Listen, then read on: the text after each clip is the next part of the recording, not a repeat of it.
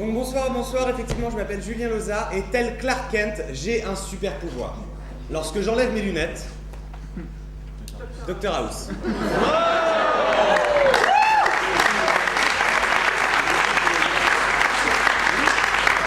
Non, j'ai vraiment un super pouvoir, c'est-à-dire que je suis mentaliste. Alors qu'est-ce qu'un mentaliste? Un mentaliste, il y a à peu près autant de définitions du mentalisme qu'il y a de mentalistes. Un mentaliste, pour moi, sommairement, c'est quelqu'un qui va s'immiscer dans les méandres tortueux et torturés de votre cerveau pour y placer ou en extraire une information. Alors, y placer une information, c'est somme toute assez simple. Si je te regarde, tu t'appelles comment? Réveille-toi. Julien. Tu t'appelles? Julien. Julien, quel beau prénom. Julien, si je te regarde et que je te dis surtout ne pense pas à un éléphant, c'est con, hein? Mais la première chose qui te traverse l'esprit, c'est bel et bien un éléphant. Et ça marche avec tout le monde. Il y a une dizaine d'années, j'ai croisé Michael Vendetta, je lui ai dit surtout ne pense pas. Gagné. Bref, passons. Mais j'ai également un autre super pouvoir, c'est je peux vous influencer, je peux vous mettre sous mon influence. Et ce sera le propos de l'expérience que je vous propose ce soir. Mais au préalable, j'aimerais juste faire quelque chose que j'adore dans les numéros que je fais. Je vais créer un flottement. Je vous explique. Je vais me mettre là. Et quand je me mets là, vous savez très pertinemment ce qui va se passer. Je vais descendre et je vais choisir quelqu'un. Et là, il y a toujours un flottement qui s'installe.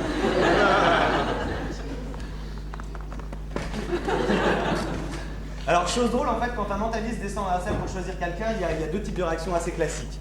Première réaction, il y a les gens qui m'oublient totalement et qui regardent droit devant eux en disant « Waouh, quel rideau noir, magnifique !» Deuxième réaction, il y a les gens qui, au contraire, bloquent sur moi et ont un sourire vissé jusqu'aux oreilles, jusque là. Et ça veut juste dire « J'ai l'air cool, viens pas. » Non, qui plus est, si je choisissais quelqu'un, vous pourriez tout de suite me suspecter d'utiliser un complice, donc on va s'en remettre à ce que j'appelle la boule du destin. J'aime bien dramatiser, c'est du sopal en boule. Tiens, Julien, je te passe la boule, réflexe, top. Julien, dans un instant, je claque des doigts. Quand je claque des doigts, tu passes la boulette de main en main et la boulette vit sa vie. Ne vous jetez pas la boulette, vous la passez de main en main, c'est beaucoup plus révélateur. On y reviendra. Et Julien, quoi qu'il arrive, à un moment donné, tu vas dire stop. Tu ne regardes pas où va la boulette, mais à un moment donné, tu vas dire stop. Quand tu dis stop, Julien, la personne qui aura la boulette entre les mains, on verra bien ce qui lui arrivera. Ce sera la première boulette de la soirée. C'est parti, Julien. Alors, j'aime ce moment parce que les gens, en fait, quand ils se passent la boulette, on a l'impression qu'ils jouent leur vie. Stop! Stop! Stop! Il a dit stop! Qui a la boulette? Et tu t'appelles? Jean. Ok. Jean, j'ai une bonne et une mauvaise nouvelle pour toi. À toi de deviner laquelle est laquelle. Jean, première nouvelle, tu n'as pas à monter sur scène. Deuxième nouvelle, Jean, je vais avoir besoin de 9 personnes sur scène pour t'influencer et te manipuler. Ces 9 personnes n'oublieront jamais ton visage, Jean. Je vais te doter d'une lourde responsabilité, on va la faire super simple, ça va faire 3, 6, 9. Vous venez avec moi sur scène, on les applaudit très fort, s'il vous plaît.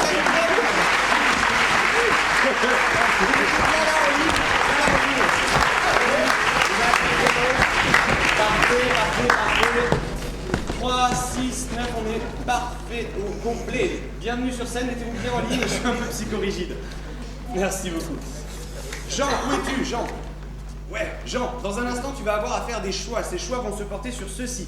Ceci, Jean, c'est un paquet de 9 enveloppes. Tu sais d'ailleurs pourquoi j'ai 9 enveloppes, Jean? J'aime ton sens de la logique et de la déduction. Jean, ce paquet de 9 enveloppes est numéroté et pour le moment, il est dans un ordre numérique croissant, comme vous pouvez toutes et tous le constater.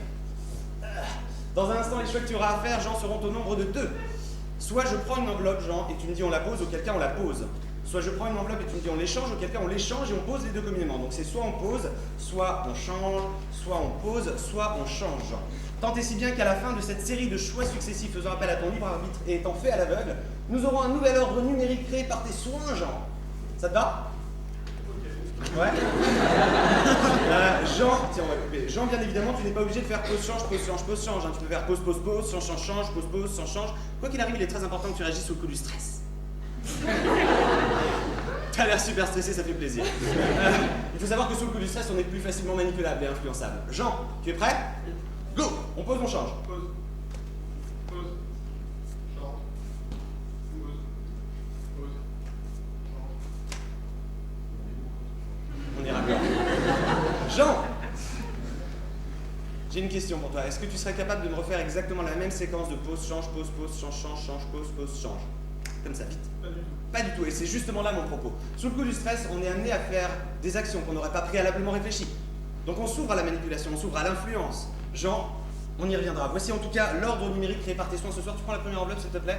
Première enveloppe également. À chaque fois que vous prenez l'enveloppe, il est très important que vous la mettiez bien au niveau de votre torse pour bien montrer le nouvel ordre numérique créé par Jean. Ses choix, son libre arbitre et son petit aveugle ce soir.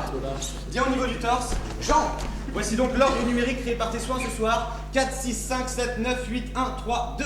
Jean, as-tu eu l'impression d'avoir librement exercé ton libre arbitre? Non. Non, Jean, tu as été sous le coup de mon influence. Je t'avais prévenu avant même le début de cette expérience. Car il fallait très précisément que l'ordre numérique de ce soir soit 4, 6, 5, 7, 9, 8, 1, 3, 2. Et tout le monde s'en fout.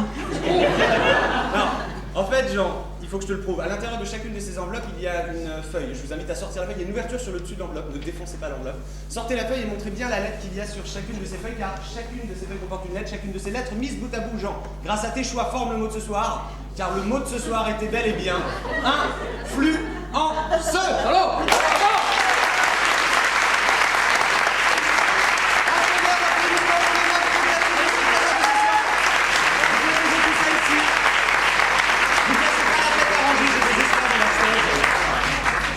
Merci beaucoup, merci d'avoir participé, merci.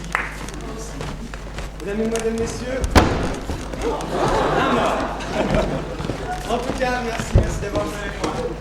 Quoi qu'il arrive, influencer les gens, je ne sais pas si c'est la réalité ou la plus grande supercherie à laquelle vous aurez assisté ce soir. J'espère juste que moi, j'aurai fait illusion.